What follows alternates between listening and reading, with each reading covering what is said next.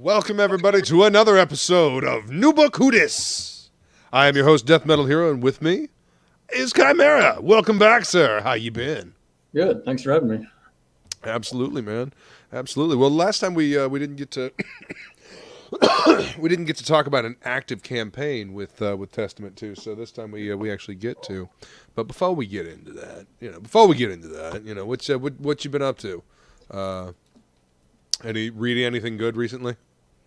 I've been trying to. I have Elric Volume 4 hardcover. Oh, Michael Moorcock, right? Yeah, The White Wolf. Yeah. I've been trying to read that, but I just don't have any free time. Let's see. And I got some other, I got Tiger Blue, read that, and I got some other books that are in my closet. Yeah, it's always fun to get stuff in the mail. I love. Hell, I developed a whole show around opening up stuff I got in the mail. Yes. Yeah, it's fucking fun, man. It's like it's Christmas. Sometimes you forget you backed something, or you remember you backed something, but you forget that it's shipping, and suddenly it magically arrives. You're like, holy shit! Look at this. Let's see. Oh, we got a Past Master Dan saying, please remember to like, share, subscribe, and select all notifications so you don't miss a stream. Thanks, Past Master Dan. Appreciate that, homie. And we got Flying Feline. It's all beautiful. Appreciate you hanging out. So you've been full bore with the campaign. You're going into your second month, right? Yep. We're almost at 7,000, which is actually our first stretch goal. Awesome. And is that a Dark Souls character? No, I gave him a plume, and so I did get comments. I mean, I do love Dark Souls, but I just gave him a long plume. Okay. All right. Yeah. It kind of just reminds me of. Sorry to interrupt you. It kind of reminds me of a Dark Souls character, something made in Dark Souls. What's up, Frog G? Oh yeah, no, I know who you're talking about. Ornstein from Dark Souls. It was probably this, but yeah, I made sure to. I was gonna give him like an animal shaped helm, and like, oh wait, that's too much like that character. Right. Yeah, I mean it's a little on the nose for Guts. Actually, speaking of Guts, I actually got the Volume 1 omnibus of Berserk. I haven't gotten a chance to read it yet, but it's a beautiful volume. Yeah, I think diving in. I think it collects volumes 1 to 7 or something. Yeah, actually, I got all the little Tokuban ones. They're releasing volume 41 in November of this year, and then they're actually resuming Berserk, which I'm glad. I know the guy's dead, but he was pretty much almost done. He had an outline, and he knew he was going to die, which was the thing. He had some genetic disorder. So he had been training people to do his job. And so so he'd been planning for it. Oh, yeah, no, he did all the work himself. He didn't have any help or background. So he had to teach an entire studio because that's... Holy shit. Mira was basically a god. She's like, okay, I have to teach a whole studio how to do my one job. Damn. Take it easy, Frog G. Thanks for stopping by. Appreciate you, brother. See you. Oh, yeah, that's launching in a few months. What is? Frog G. Oh, yes. That's right. There's a link in the description of this video. So go sign up. That way you can get the backgrounds that they've been sending out. Those are awesome. Ink and Jason putting a lot of hard work in there. What's going on, Pops? Good to see you, man. Yeah. Yeah. So yeah, I've never read Berserk before. Looking forward to it. I've been told multiple times that I need to. I've actually, for the first time in God, 20 some odd years, I think Battle Angel Alita, a volume of Battle Angel Alita that Dark Horse put out fucking forever ago. And it was shifted so it would read, left to right like we do. So it's technically a bastardization, I guess. But I've been picking up manga recently. I've got the Berserk omnibus. I've got Vampire Hunter D, which I've watched the anime, but I've never read the manga. Oh, they have. Did you get the light novel or the manga? Manga. Oh, yeah. Yeah. You know, it's funny. I actually have a Dark Horse put out. What is it? The Mountains of Madness, the H.P. Lovecraft story, but it's a Really? manga. Hmm. It's a 2-volume manga, and it's that was pretty fucking good. I have to admit, it takes me a little bit getting used to doing the reading backwards. You know, to me. You're reading it right to left. Yeah, that does take a little bit. Yeah, I'm kind of surprised you didn't read Berserk. I just assumed you did because it's like dark and gory and like. Well, you're it's into I mean, that. it's totally my shit. Yeah, absolutely. I know. I'm surprised you didn't. Yeah. I don't know. Just I missed it. You know, nobody. That was the thing. Nobody around me was reading manga. You know, the manga that I encountered was just by happenstance and because I was watching a bunch of anime, and around the early 2000s I just kind of gave up on anime. Like I watched Cowboy Bebop, and then that was like I was like, yeah, that's cool, and then I just kind of gave up on everything because I saw Pokemon. I was like, ugh. Hey, now you got to catch them all. What are we up to, 1,000 by now? Christ, I don't know, but I listen. I got friends that absolutely love Pokemon, so I mean, whatever. It's just I totally missed that train. I just doesn't do anything for me. Little pocket monsters don't do nothing for me. You know, It can was only really stand so much Pika Pika before I was just, yeah. it was the video games that got us hooked back in the day. I remember Mm-hmm. like my friend like not playing with me because he was playing Pokemon Blue back in like 98, 99. I'm like, why isn't anybody doing anything? Like, oh, well, they're playing with trading cards or they're like addicted to video games. that ecosystem sucked them in. Yeah. They were hook, line, and sinker for it. Yeah. I actually remember my friend Wesley and I in third grade, we literally blocked there was a slide no one played on. So we literally just played Pokemon cards on that Yeah. staircase because no one bothered coming around there. The funny thing is that a lot of those original Pokemon cards are fucking worth bank now. Yeah, which kills me because I had I had a lot of them. I had a Japanese Gengar, I had a Yeah. shitload of them, and my mom for some reason gave all my toys and trading cards away. When I was like in fourth grade, I'm like, oh, well, you're too old for this stuff. I'm like, What? yeah, that's those are mine. Wow. I still have my Yu-Gi-Oh cards. I hid those away when I learned she was giving shit away. Jesus. I guess I got lucky. I managed to hold on to my stuff until I moved away to college, and even then I packed it all up in boxes and stuffed it away in the closet, and I was like, and I wrote on it, "Do not throw or give away," just like all over the fucking boxes. So yeah, no, none of I still have all my old shit. I got lucky, my mom's awesome. She wouldn't. I don't think she would have done that anyway because she knew that I collected this stuff. So yeah, I still have my original Cat Slayer from the '80s, and Thunder Tank, and Yeah, Mumra, I just remember and Lionel. I remember like last year, maybe it was when I was like selling. I was trying to find Yu-Gi-Oh cards, and I was getting them graded and trying to sell them on eBay. I made a little money, but like, Well, that's awesome. Yeah, there was a Charizard EX card or whatever that I knew I had when I was a kid. And I remember just grabbing my brother and yelling at him like, I have that card. We would have been rich by now. Yeah. Well, I mean, again, the reason why it's kind of the same thing with old comics, right?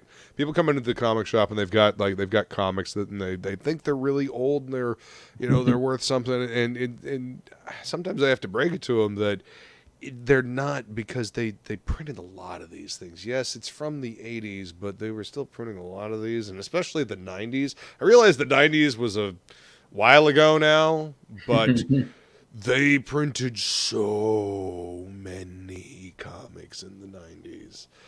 And, they're not worth anything. The reason why the old ones are worth something is because there are so few of them left, and then so few of those that are left are actually in readable condition, not like crumbling away, because newsprint falls apart. Funny thing. What's up, Christopher Kronk? Welcome. Thanks for coming to hang out. Same thing with the old Action Comics. Yeah. I think they had to use paper during World War II, and so there wasn't like a. Oh yeah, a lot of that shit got recycled. You know, it got recycled, it got brought back, and for the war effort. So I mean, got used to line the hamster cages. I mean, old rookie baseball cards used to get clipped to like bike things to. So I mean, that's a reason why that old shit is worth something, and there's a collector's market, after that, because there's so little of it. And then, they build the collector's market to try to cater to that, and then it's never quite worth as much,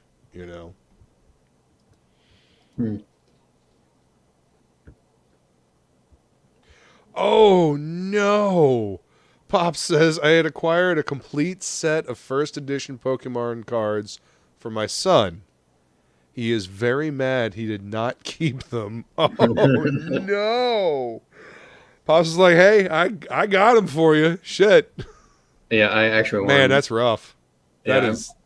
I remember the difference between first edition unlimited. Like, there's first edition Yu-Gi-Oh cards that are worth bank, and then the unlimited are worth like 10%. Well, right, because they're unlimited. There's a lot of them. They're more prevalent. Ouch. Super ouch. Yeah, see, I never got into the whole like dueling card game thing so much. There was a Marvel card game called Overpower, and I'm sure some of my viewers out there will remember that back in the day. And that was just a numbers game. It didn't really have much to do with the actual characters. It was more just like numbers, but the artwork was cool. I still have them. But what I mostly collected was the trading cards, like the X-Men trading cards and stuff like that. Yeah, like the artwork. Like I remember Jim Lee's X-Men set, and then the second X-Men set with the gold holofoil and the hologram cards, and yeah, I mean I fucking loved that shit, man. My dad and I used to go and buy the boxes, the sealed boxes. We'd pop it open, and we'd open up all the packs and see if we could get all the get all the cards. Take the doubles, back to the card shop and trade them in, and it was fun. They had the same thing. They had booster boxes for Yu-Gi-Oh. Mm-hmm. I think a first edition, the first thing that came out in North America was called Legend of Blue Eyes. A first edition booster box that is unopened is worth like $6,000 on eBay. Are you serious? Yes. Holy shit! All right. Even unlimited, even like an unlimited reprint, and the same thing with like the booster packs that came after that, like Metal Raiders or Magic, whatever. You know what's funny? I was actually working at a comic shop up in New Hampshire when those Yu-Gi-Ohs, those Blue Eyes came out, the first ones. Mm-hmm. So we used to host fucking tournaments for them, and let me tell you, on Yu-Gi-Oh Sundays, I wanted to ventilate the room, like the store, like just open up both doors and just let the wind blow through, or walk down the aisle with aerosol deodorant, because wow. Oh this yeah, was back in what, 2004? Is that the 2003, 2004? Legend of Blue Eyes came out in 2002. 2002. Okay. Yeah. So I was working at the comic shop up in 2003, when it was So they were still doing it, and Yu-Gi-Oh was big. I was wrong. I was looking at the unlimited version. Here's a first edition sealed one. Let's look at the price really quick. Oh God. $61,000. Holy shit! No kidding. Yep, I remember that fucking box. Yeah. Oh my. Here's God. first edition booster packs that are $3,000. $8,000. Let's see. An empty box of just an empty box with no booster packs is worth $1,000. It's empty. I mean, listen, that's what people have shit listed for online. I mean, just because somebody lists that shit online for that doesn't mean they gonna get that. Let's just be clear. I always got to tell people that as well when they come into the shop. If you really want to like get the value of something, and you want to use eBay as like a metric, see what it's going for up there, what it's actually sold for. actually sold for, not, not the pie in the sky that somebody slapped up there and it's been sitting there for 92 weeks. So yeah, show the sold listings. Exactly. That's what you got to look at. You got to look at the sold stuff. You can actually look up Yu-Gi-Oh cards that into the top 10 that sold the most money. Usually they're like holographic or ghost rares. Oh yeah. I mean, that's always kind of been the thing with cards, from what I remember. Like the kind of the chase cards. Those were always the fun ones. You got the gold foil. You got the holographic ones. Yeah, those were always the awesome ones. It was always awesome to open up a pack and flip through, and you got regular cards, and oh, it's a shiny. Always a good feeling. But all right, so let's jump into the campaign. You've you just started your second 30 days? Is that what you just? Is that where you're at? Yep. So how's the campaign going? Pretty good. We're at pretty much the same pace as last year, all things considered, with the economy and such. Right. We're about 100 and some change away from hitting our first stretch goal. I added more stuff. So yeah, at 7K there'll be a trading card by Ebi Canales. Excellent. 8K print by Joe Ball. 9K I'll have some 6 a.m. stickers, and then I have an idea for a 10K thing, but I don't want to list it because I don't know if I'll be able to get it done. I'd like to throw in a Ashcan preview of Volume 3. I'm just not going to list it. Let's just see if we can actually get the pages done. But yeah. Nice. I mean, that's a hell of a list of stretch goals. So let's go ahead and run the trailer for those that have not seen it. Sure thing.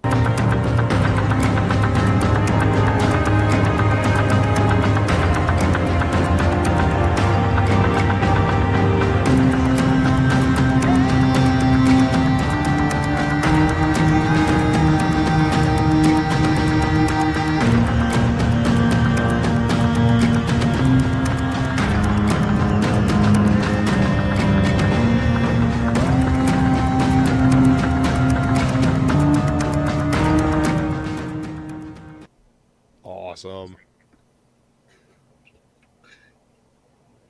Yep. Do you want me to just give an elevator pitch? Yeah, dude. For those that are not familiar with Testament, Sure. And I fucking love this Barton cover. Clayton killed it. Yeah, that is. Yeah, I get a lot of compliments about the wolf. Yeah. Several people said that is the best rendition of the wolf companion ever. He do creatures real well. It almost looks like a werewolf that's just walking on all fours. Yeah. So yeah, go ahead and give the elevator pitch of this epic science fantasy series. Sure. So Testament Volume 2 takes place on another planet. Centers around an orphan sellsword named Karl, who teams up with a gunslinger and a mage, as well as a rebel group to overthrow a king. Along the way, they travel the world, discover mysteries about the planets and Karl's lineage. He essentially descends from a Norse gods. So in Book 1, he gains power of berserker strength, and then in Book 2, he gets lightning powers, and so figures out how to use them without, to great effect, so he doesn't, destroy everything. In Book 2, learns how to wield these powers. Yeah, Book 2, he learns lightning powers, but it's very chaotic. He doesn't know how to use it. Right. And lightning is very chaotic, so that makes sense. Yeah, and then this will be 68 pages. There's more meats. Book 1 set up things, and then there has to be a payoff. So in Book 2, you'll learn stuff. There's actually a 12-page backup story by Jason Krager, and that's essentially a prequel. Yeah. That's like a prequel that fills in the blanks, because I didn't want to do a bunch of exposition. Yeah. Oh no, definitely. If you got a story there, if there's a story there that's worth telling, might as well make a book, like the lore book that you did, right? That's what you're talking about. No. Actually, the 12-page backup is part of the main book. Oh, okay.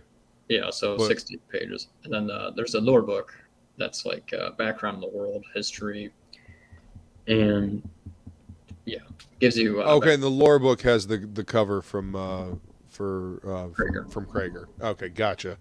He also did an interior piece. Actually, Awesome. waiting on the last piece of art, and then we are done because I have the map. I can actually show the map right now. Yeah, please do. So, because I wanted to thicken the lore book just a little bit more. So there'll be a double page spread of this right here. There we go. So Very I had cool. my friend Raphael do this for me. I think it was last year, but I updated it this year. So yeah, this will be in the lore book, and I probably will make this a print somewhere along the line. It's I've honestly been kind of surprised with how many people really like maps, and it's kind of cool. Didn't realize we had a bunch of I don't know what the word for junior cartographers. Anyway, didn't know we had people that appreciated cartography as much as we do. You know, but I mean, maps are cool, especially if you especially if there's a large world to remember and keep track of. I mean, that's part of the reason why they had the map for not Lord of the Rings, Game of Thrones, so everybody could keep track of how many fucking different kingdoms were going on. Cartographer, yeah. Thank you. That word, everybody. Cartographer, yeah. Maps. Actually, let me show some recent colors I got for my colors today. Oh, yeah. I was just staring at this Donald DeLay cover here for the reprint for Volume 1. Yeah, that's a damn good cover. Yeah, that's actually from 2020. That's yeah, I see the. That was before he changed his style, but yeah, I know. Like he did a print. More shit like this. I do have a print by him in his current style. I'm like, oh, those are like completely different. Like, what happened? Well, I mean, he's going for a much more cartoony style. I mean, this is subtly badass, and I dig it. Yeah, and that's Adam Brown that painted or like digitally painted the cover. I would like to get Adam Brown to do interior colors. He hasn't gotten back to me, but I'm thinking of having him for book 3. Nice. He's like double the page rate of my current colorist, so we'll see how that works. Right. Well, I mean, there's a lot of cool brick texture on that wall back there, so. But all right. Yep, and there's nice. They're meeting some old god royalty, and let's see. Here's you'll see the difference. Like Karl's like he's like half human and half old god, and then here's like a pure one who's like big Barda height. Right, she's taller. Yeah, I always like that dynamic though. Yeah.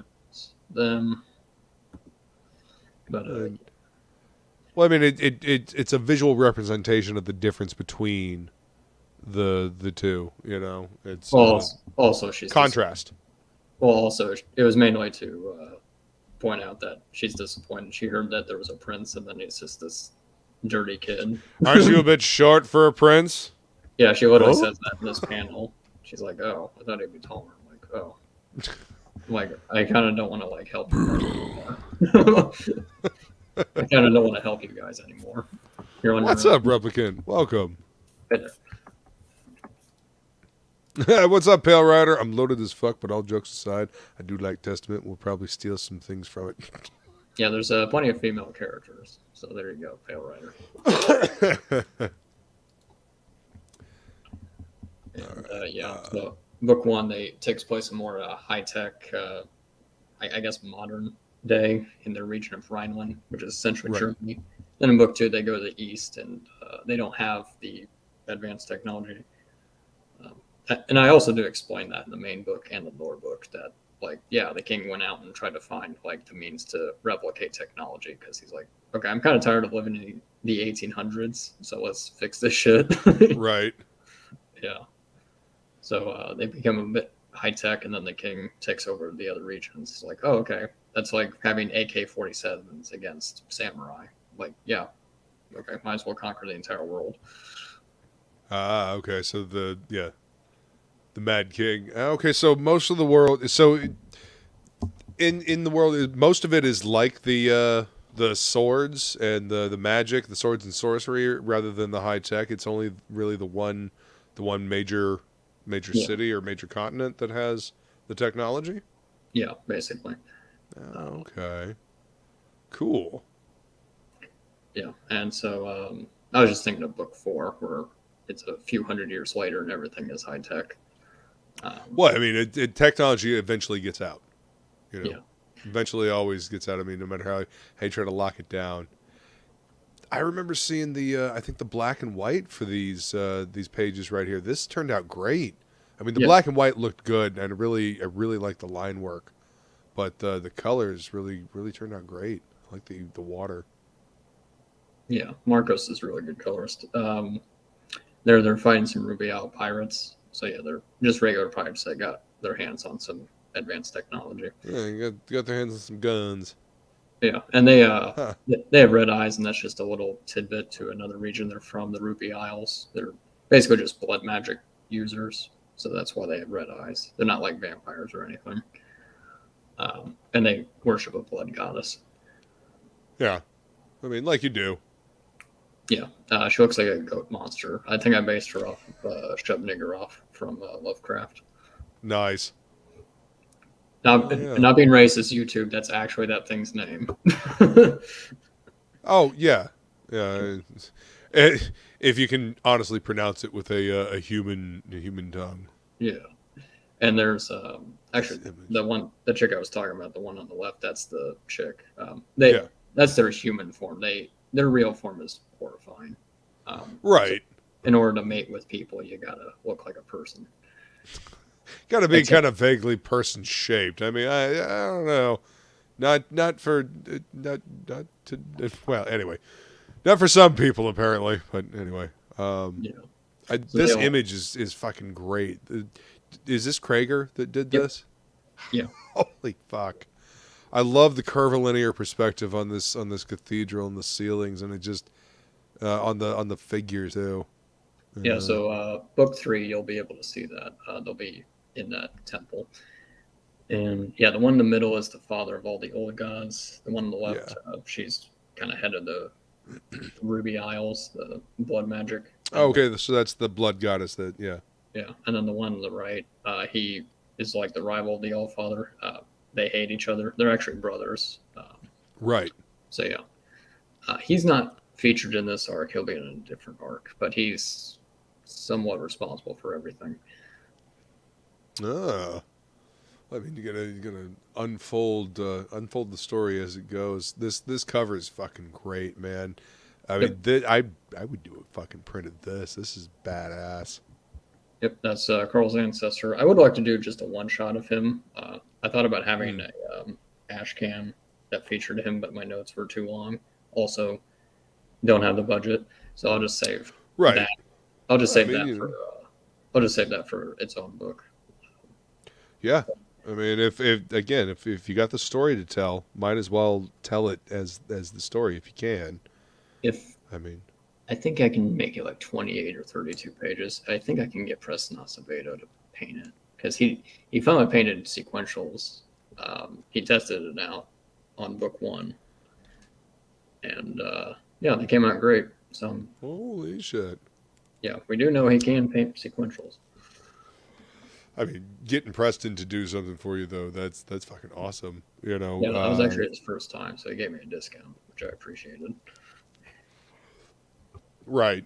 I mean, just he's so busy now though. He's in high demand, that dude, because he's badass. But I don't know. So's Krager. Look at this. There's so many fucking talented people in this scene. Damn. Holy shit. Yeah, so yeah, Gregor's doing a 12-page black and white about Carl's dad, so that'll be fun. Yeah, I remember you mentioning that last time when we were talking about the pre-launch campaign. So this is the print by Joe Ball. Yeah, that was originally the original cover, but I just realized, I'm like, yeah, that's not really a cover. That's good, but it's not cover, so we just saved it for a print. Um, so yeah, But you have this. This is a cover. Yeah, that was the I dig second that. cover. Yeah. I dig that. This reminds me of like a movie poster, you know, like the kind of a Drew Struzan type movie poster. Mm-hmm. Back when movie posters had style and actually actually made you want to go watch the movie. Yeah. All right, so stickers unlocked, trading card unlocked. Hell yeah, dude! I'm just scrolling all over the place. So who dis? Oh, that's Raphael Cristani. He did a lot of stuff for the lore book, and so that's actually a character also I'd like to do a one shot or something else with. That is some cool fucking armor. Yeah, because I had to fill out all the meets between Karl and his Viking ancestors, so I had to fill in the blanks. And I realized, like, oh, okay, I can just decade skip, and I can have other stories about other characters. Yeah. So yeah, I do have an outline. I have to, finish it, but yeah, I have an outline for that character as well. That's more of a medieval dark fantasy, no technology era. I mean, that would be cool to see on the world. I mean, it's it's almost science fiction just because it's on another planet, even if it is completely swords and sorcery. Yeah. And it's a I don't know. In my opinion, it's kind of an unexplored genre. At least maybe I haven't seen. Maybe there's like a glut of it a lot of places, but I don't know. I feel like science fiction mixed with fantasy, like stuff like that, isn't done like this as often. Like more like leaning more into the swords and sorcery and a little bit of the science fiction. Mostly it's like a whole lot of science fiction and a little bit of swords and sorcery. So it's the ratio is different, and I dig that. Did you ever play Chrono Trigger? No, I've been told I need to play that one though. Yeah, that's a good combination of sci-fi and sword and sorcery. I think the cutscenes were all done. Akira Toriyama, the creator of Dragon from Ball. Dragon Ball. Yeah, he worked on it, and he did all like the cutscenes, so it has that Dragon Ball Z style. Yeah, I remember the cover to that game. Remember seeing it, and just staring at it, just kind of enthralled by the style. Like, what is this? I don't get it. These characters look so different. What's up, Neff? Hey, Neff. How you doing, man? Welcome. And we got an Adam Kimber. What's going on, Adam? Thank you for coming to hang out. Appreciate you guys being here. Yeah. This dude up on the screen kind of reminds me of Knight Artorias from from the first Dark Souls. I think it's the blue and the black, the blue plume and then the black armor. I was trying to go with black because he's heroic in the story, but he's the black sheep of the family. He's a drunk, and he likes to mingle with the humans because they're royalty and they think they're above everything, and then he just likes to get drunk and fight people. He likes to get drunk and kick ass. Yeah, the problem is he's like 6'8", so he can kill somebody with a single punch. So that's why nobody tries to fuck with him. So if he says he's going to drink for free, you can't really argue with him. Right. I mean, and also the whole royalty thing, that doesn't hurt, I suppose. Yeah. So, progress is this current? Yeah, I'm still waiting on some pages from the main artist, but colors are catching up. So I'm like, okay, well, hell yeah. I was telling Marcus, I don't have any work for you. It's moving along. When are you expecting to fulfill? Let's see. The main story should be done by September, but then we have to wait for the backup story. So probably October, I can get everything done. Then I'm gonna send a PDF to a bunch of people to get feedback, and then we're gonna go to print November. Right. Yeah, I got like a whole list of people. I'm like, oh yeah, add that person. Oh yeah, you read this. I'm like, okay. Yeah. Gotta get eyes on it. Gotta get people to to see what's going on. And the feedback is valuable. You know, different perspectives, different eyes will show you something that you may not have seen on your own. You know, when we're working on things, we often don't see the forest from the trees. That's why it is crucial to have somebody outside of. That's why editors. That's why I always say a good editor is worth their weight in gold, because a good editor will see shit that you're not seeing. You know, they will be outside that forest of trees and they'll be like, "Oh, that shit over there." You know. Yeah, I remember sending this to my editor bought the book, and then, you know, he wasn't the editor at the time, but then after he gave me feedback, I'm like, "Oh, well, you're hired for book 2." He's like, "What?" I'm like, "Well, yeah, nobody gave me feedback. Like, I sent it to Canales." He's like, "Oh yeah, it was good." Like, yeah, I'm gonna need more than it's good. Like, yeah, that's not really constructive. That don't help a whole lot. You got homework tonight, motherfucker. Yeah, exactly. Hey, what's up, Ramen? Good to see you. Thanks for coming to hang out. I expect a full essay.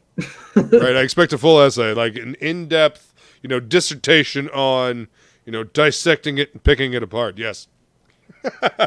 Like, every now and then I'll just catch things. Like, I've gotten better at scanning pages. Like, the page I was showing you earlier with the tall chick, she had fingerless gloves in a few panels, but on the previous page she had full gloves, and I'm like, oh, okay, I caught that, and I sent it to the colorist. Like, I've gotten a lot better at just scanning shit at this point. Nice. Well, I mean, that's keeping an eye out for. I mean, that consistency. You know, if you can catch that stuff on your own, that saves your editors, you know, abilities and whatnot, their brain waves, their energy for catching the big mistakes. You know, seeing other things. So that's just helping out your editor. Robin says, "I'm always watching, Luke. Always watching. I'll be watching you." Wow. You knew what this was.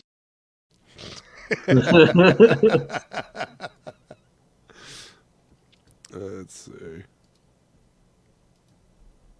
All right, so where are we at? You said it's showing unlocked down here, but all right, so you're at 6K. So what the stretch goals?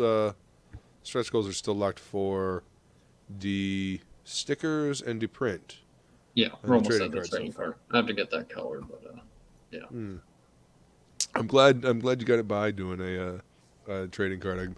I'm curious to see what it is. I'll just show you.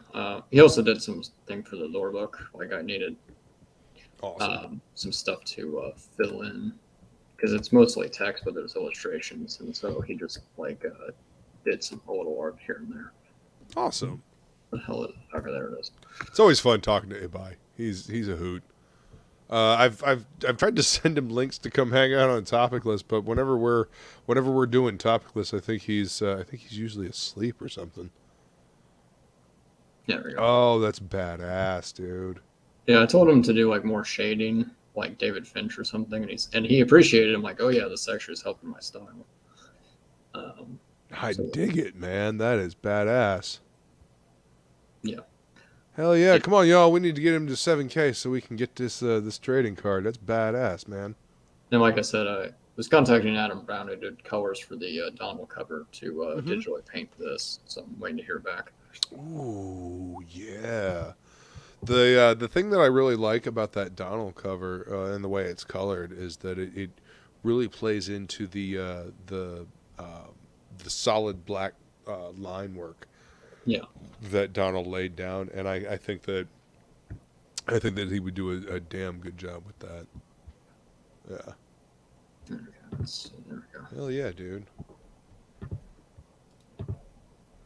All right, so let's actually go over the perks or the perks. And what's the featured tier? Because last time we talked about the campaign, it really wasn't live yet. We were talking about a just starting campaign, or yes, just starting the pre-launch campaign. I can brain and speak, I swear. So, Testament bundle. Tell me about that. Sure, that gets you everything. Volume 1 reprint, both covers of Volume 2, and the lore book. That'll be about 16 pages. And yeah, And there's a digital option for $10 that gets you everything as well. So you can get both. Damn, you can get both them covers. All right, 75. Nice. How many pages with the lore book? I'm sure you probably told me. 16, and the main book 16. is 68. 16 and 68. Nice. And then volume 1 is about 60. It's 60 pages of story, but 64 because there's some backup stuff. So this is the whole kit and caboodle here. You can get caught up, and you get this badass reprint cover. Like I don't know if Donald ever pays attention to my show anymore, but dude, you badass. This is good shit. You need to do more shit like this.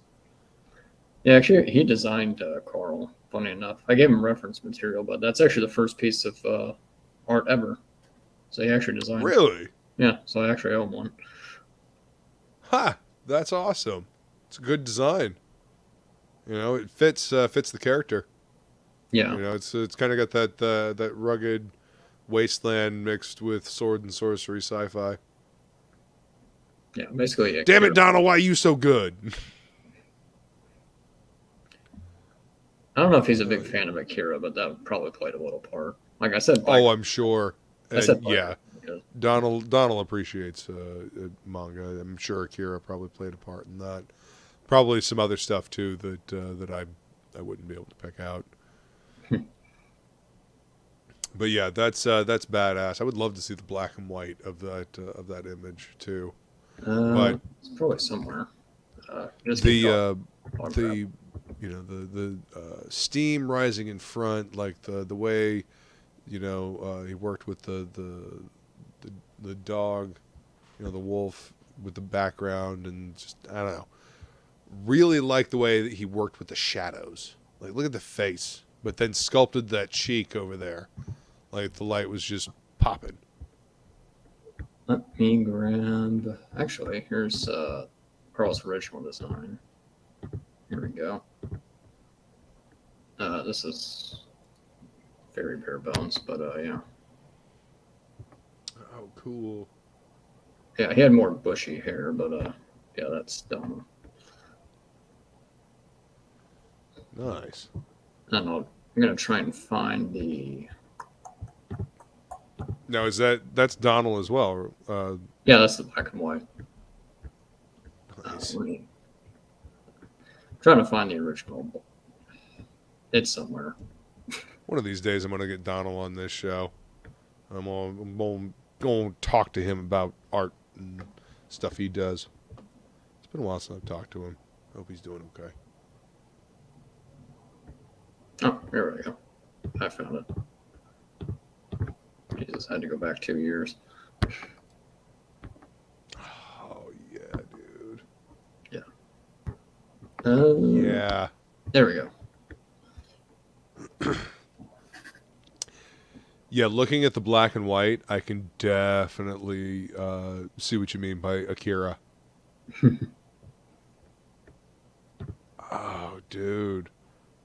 That I would love to have that as a print as well. That's badass.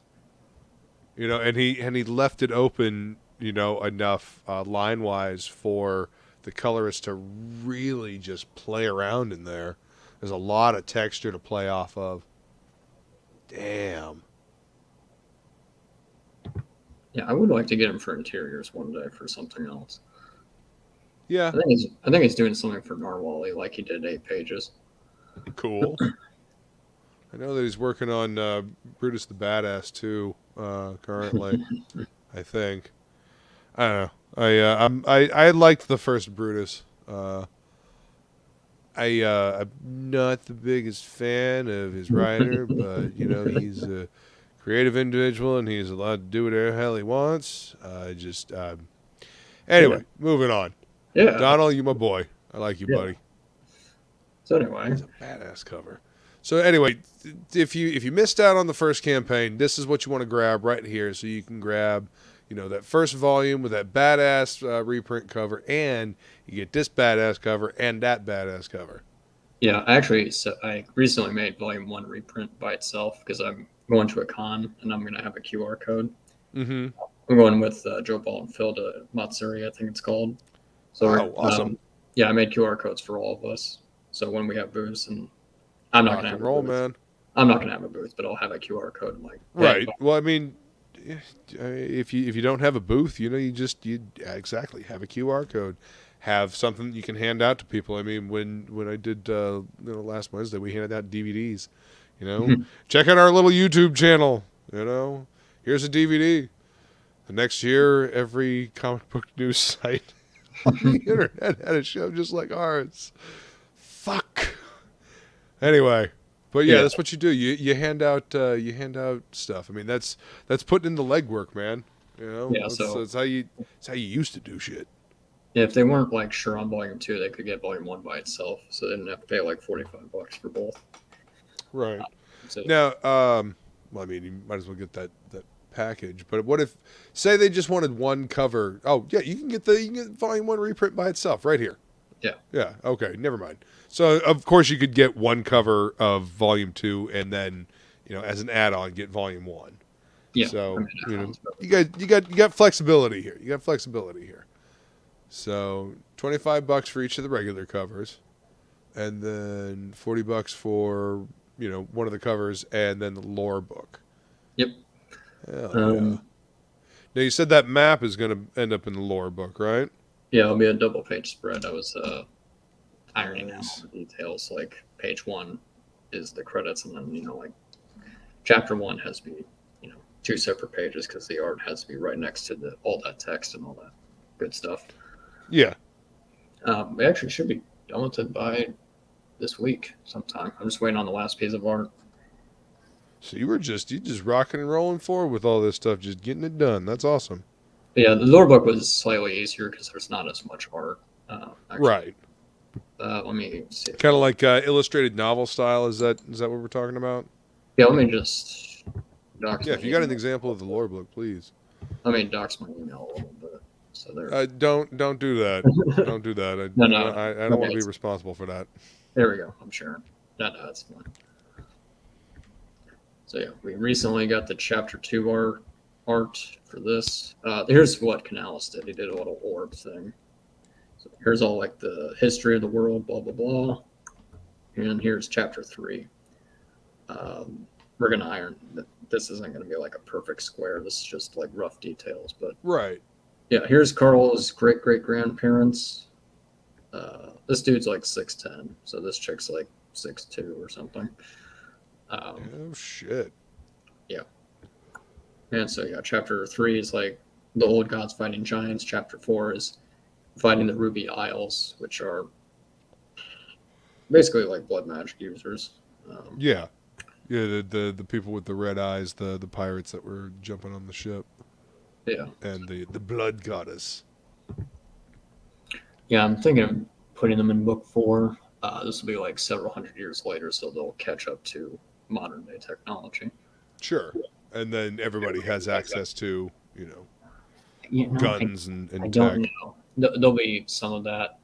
I'm thinking of introducing like a solar flare, because the thing about Testament is like, yeah, civilizations rise, and then just something like a meteor or something knocks them back. Okay, so you don't think you'll ever get to like a cyberpunk type style of story? It'll stay this kind of sword and sorcery.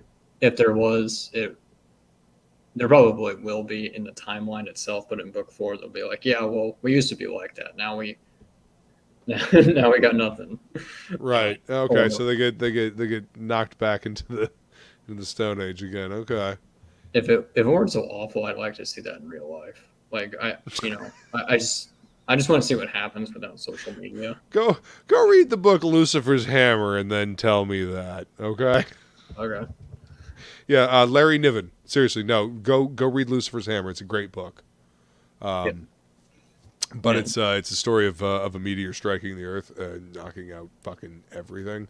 And there's some epic descriptions of like the tidal wave that destroys the Eastern Seaboard, and yeah, it's actually Larry Niven. I actually can recommend highly. I like his books. His sci-fi is fucking great. I mean, back me up, chat. Anybody else out there? A Niven fan? Jerry, what is it? Jerry Larry Niven, Larry Jerry, Niven. Yeah. and then Jerry Pov, something Italian. Yeah, that's what I was looking to see if I could see one of the books over there because they're directly behind me. That's why I contorted my spine. Larry Niven and Jerry Parnell? Yeah, something like that. Am I thinking of Thomas? Am I thinking of PTP? Patrick Thomas Parnell? Damn it. Get out of my head, PTP. Anyway, yeah, Larry Niven is fantastic sci-fi. I really, really enjoy his books. But Lucifer's Hammer is a fucking... That's a hell of a book. Accurate descriptions of like a natural disaster like that happening. Yeah, there's a bit of post-apocalypse. Well, I don't know if it's post-apocalypse, but post-collapse. It doesn't happen in this timeline, but like 5,000 years ago it happened. So, this is a very, very, very post, collapse. cataclysmic event or apocalyptic event, I guess. Yeah, like all the old gods had their technology and kept to themselves, and all the humans were barbarians. So it's not like everything was all cyberpunk and then they got knocked down. It was more like all the old gods died and the humans didn't know how to work with the technology, so they just took over the planet. And then they got to the point where so kind of what happened to our planet. Anyway, yeah, that's what I mean. Yeah, exactly. And so, and then they evolved, and then enough time passes where people get smart enough to like, okay, now they figure out some technology on their own. Yeah, like more like an industrial revolution. Like, okay, now we finally gotcha. I do like reading the Bible. I'm not Christian or anything. It's just good storytelling. So I like reading about the floods and fallen angels conquering. If you go back and read a lot of lore from different religions, there's a lot of similarities. Oh yeah, no. Like there's blood everywhere. I mean, the story of Gilgamesh and all that. So something happened, and a lot of different people wrote down a lot of different things about it. Yeah, I just assume it's like the telephone game. If you just like tell the same story to enough people, eventually the details get changed. Mm-hmm. A good example is The Simpsons with the teacher strike. Bart was spreading a rumor, and by the time it came back, it was like Purple Monkey Dishwasher. And like he didn't say that. Like someone added details as it was being passed along. Oh yeah. There's and there's also the same event being seen from different perspectives, and then the telephone game happens. So imagine how divergent all of that is. Yeah, so I'm outlining book 4, which it won't be like so super Mad Max. It'll just be like a post-collapse. Like, yeah, it's been 100 years since we've had this, and now we're just starting to get back to normal. Yeah, figuring things out again. Honestly, I just don't like, in 300 years, I don't see us being like that super advanced. Like, there's never going to be hover cars or anything. No. I just don't. I don't know. I think I'd be a little worried trying to drive around in hover cars with like, what if you the way I've seen people drive in the state I live in. So yeah. Like, what if you run out of gas? Like. Yeah, well, I mean, see, that's the thing. There's these little gyrocopters, and the propeller keeps spinning. Like if it runs out of gas in midair, the propeller keeps spinning. But see, with that, you've got propellers. So if it's, I don't know, if it's a giant drone and it has the propellers, if they can find a way to gyrocopter it so they continuously propel so it safely lands somewhere, without crashing. I don't know, that might work, but I mean, you run out of gas, you pull off to the side of the road or whatever, you can walk to go. I don't know. The way people drive, I don't think I want flying cars. Oh, you guys can get an Azevedo sketch card for $50. Are you serious? That's awesome. Yeah, the gunslinger and it was the wolf and the hot redhead that sold, shockingly. Shocking, yeah. Yeah, totally. The monster and the hot chick. Shocking. Yeah. But I mean, the hero's still left here. I mean, Carl's right here. Yeah. Sword in hand, ready to go kick ass. Yeah, and I think yeah, we sold 4 Voodoo Juice sketch cards. 3 of them went on the same day, and then I'm like, oh wow, that was Shocking. popular. Yeah, Sim sketch card. There's a lady, and then Yep. Okay. I thought I saw the booty juice on. oh here, no, but it's I guess I lower, didn't. right there. Yeah. Yeah. Shockingly, the Yeah. main is still left. Damn, he does good work, man. Yeah. I usually when That's good something work. is sold out, I just hide the tier because there's too Yeah. much clutter. But Oh yeah. let me show the where's the. Okay, let me grab the thing. So, You guys can get the SOS leftovers, volumes 1 through 3. Yeah. If you haven't gotten a chance to check these out, you definitely should. The SOS books are fucking great. They're thanks. hilarious. Let's see. Here we go. So these 3 sold all in the same day. If I can share my. There we go. I got the sketch cards today in the mail, and I showed my brother. He's like, "Dude, those titties, like, how are those? Oh, like, those are gonna pop out." damn. It's like those are gonna pop out. And I'm like, "Yeah, that's the idea." That is Yeah. exactly the idea. So in the order, the woman sold, then the wolf, then the guy character. So the males are always last. It's that all of that's badass. Damn, Booty, you fucking killed it. And then, well, that didn't work. Okay, there we go. And then I commissioned 2 more sketch cards. This one sold, shockingly, another female character.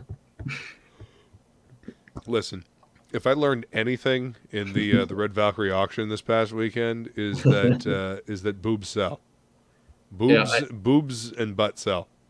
Yeah, I'm just gonna be like Brian Paluto one day. I'm like, you know what? No more male characters. Everyone's a female. Everyone's female now. Right. Well, I mean, listen, Lady Death just took off, because she was introduced in Evil Ernie. Evil Ernie was the first character that he made. Yep. I actually prefer that more than Lady Death, but he doesn't have the rights to him, so we can't get. I think Dynamite. Oh yeah. That hurts me to hear, and because Dynamite has no fucking clue what they're doing with those characters, none. Evil Ernie especially. I was thumbing through one of the books in the shop the other day, and it hurt me how bad it was. Just how terrible it was, and how off character it was. One of the new issues? Yeah. Oh, they're still oh, okay. Yeah, their Dynamite is has the character, and they're making new books. I don't know if I'd necessarily call it Evil Ernie, but yeah. They even got Arthur Tsudam to do covers for them, which, I love the covers. I hate the book. I get Dynamite does that. They get like these awesome cover artists, and I'm like, okay, you're just being the mainstream. Like, I understand, yeah, Clayton is a good artist, but so are the interiors. Like, yeah, they're not going to match, but they have to be on the same level. Or near. Yeah, I mean, it's the age-old thing of the bait and switch, man. You get a fucking cover that looks awesome, and then the interior is not, it's not that artist. But you usually try to have something equivalent, something that will at least feel the same, if not exactly the same. So yeah, I agree, man. I remember reading Reanimator. They had this awesome Jay Lee cover, and then the interiors were like, what the fuck? Yeah, I remember those. Yeah, Jay Lee did some fucking badass covers for those Reanimator books. And then the interiors are like DeviantArt. I'm like, what the fuck is this? Wah wah. What the hell's going on here? I can't even follow this story. Yeah, unfortunately, Dynamite will spend a lot of money on their cover and then nothing on the interior. It's like, we got this intern to draw the book. Here you go. I don't know, at least that's what it seems anyway. But all right, does anybody have any questions for Chimera about the book? See, I don't think we finished going over the the tiers. So Testament Volume 1, both covers, and then original art by Azevedo. Oh, you can get Azevedo's pencils. Yeah, that's fucking awesome. Yeah, that comes with every single piece of the book. So you get like a bundle plus the art. So That is Wow, the backup story from book 1. So yeah, those are that's the scanned badass. pencils. And then we have the painted sequentials that are separate. Yeah. Yeah. Original Jason Krager art, and damn, you got some beautiful fucking art tiers on this one. Yeah. So yeah, you just email me. I'll just send you like a Dropbox link, and you'll be. Actually, I'll just send you a PDF of the book, and then you just pick out which page from the bonus story. Right on. That'd probably just be easier. That would probably be the easiest way to do it. Wow, dude, that's fucking awesome. That's a hell of a deal. That is a hell of a deal, especially for Azevedo original art, and plus you still get the book with both covers, the reprint cover. Yeah, You know, it's essentially the lore book. It's essentially 75 for each, a bundle plus the original art. So, because Acevedo was like hesitant, like, are the pencils even worth that much? I'm like, don't worry, there'll be a bundle. So there you go. Yeah, that way. Yeah, I mean, that way everybody gets the book as well. You know, gets all the goodness. I have not watched Quantum Leap yet. I remember catching a few episodes here and there with Quantum Leap, of Quantum Leap with my dad. It was a fun show. Usually funny. I don't know what else to say about it. I don't know a whole lot about it. The dude that would pop through, he was funny. You know, the guy that was unseen. Frank? Is it Frank?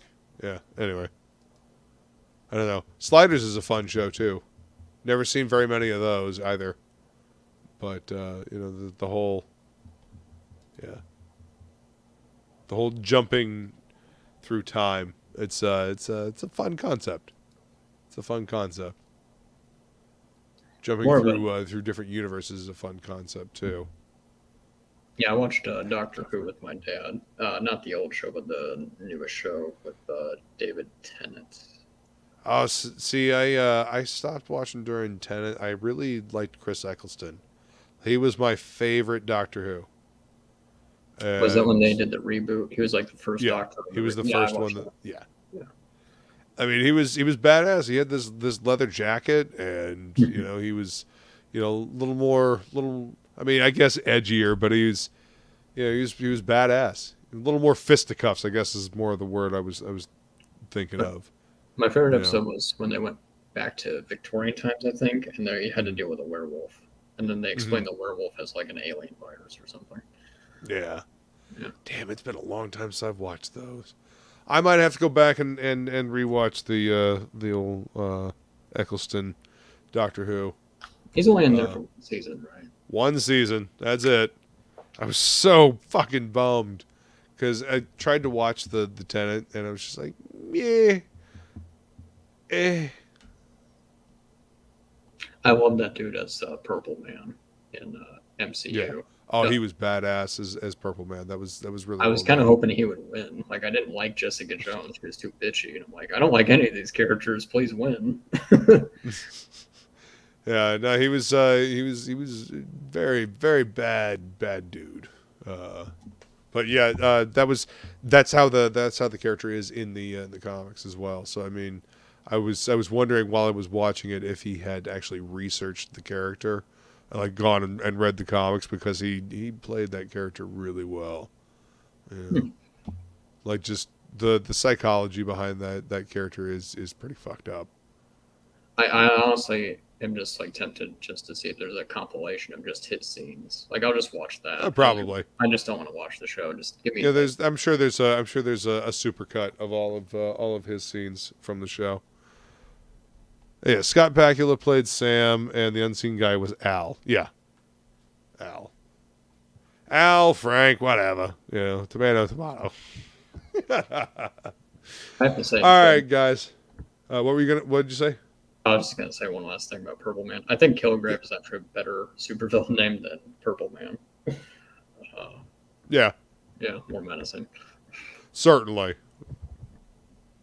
I mean, Purple Man makes me think of Purple Rain, I guess. So, not super menacing. I mean, Great song construction, but not super menacing. That's not what comes to mind. But all right, everybody. If there are no questions, I'm going to go ahead and wrap this one up. Is there anything else you want to say about this book before we close out, my friend? Yeah, we're just. I'll post another update. I should be getting some new pages soon. But yeah, we're almost there with the main story, pencils and ink wise. Hell yeah! And October is when you're shooting for fulfillment, right? Yeah, getting everything printed, but I want to get. Well, I'll probably send out the PDFs to everybody. For review. Oh yeah. So towards the end of the year. Yeah. Oh yeah, definitely. Don't be sorry about the weird question, man. That's why I love the chat. The chat is awesome. The chat asks fun questions. They mix things up. And I ain't thought about Quantum Leap in a minute. Might have to go find some Quantum Leap and throw that on as I crash out tonight. You guys are awesome. Chimera, thanks for coming to hang out, man. The book looks fantastic. I'm excited for you. I can't wait to see those 6 a.m. stickers. So we need to get more of those stretch goals, and I can't wait to see that. I want a fucking print of that fucking badass piece right there. I love that perspective that Krager did on that. It's great. But Yep. All right, everybody. Thank you all for coming. I appreciate you being here, and we will see you later. See ya.